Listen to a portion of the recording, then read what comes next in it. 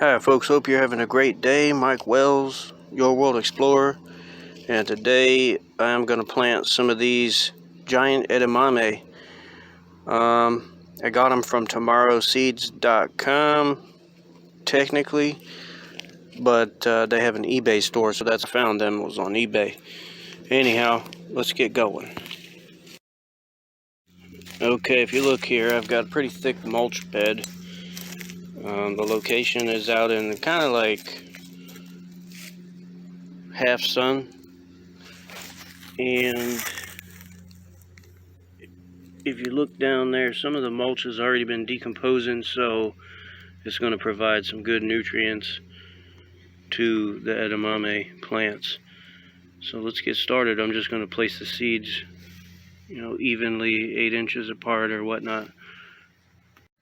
Alright, the seeds are there in the ground.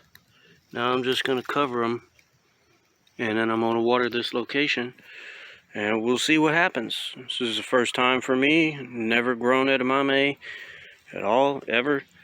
So we'll learn together. Thanks for watching. Don't forget to like and subscribe, as that helps the channel out a lot. And have a good day.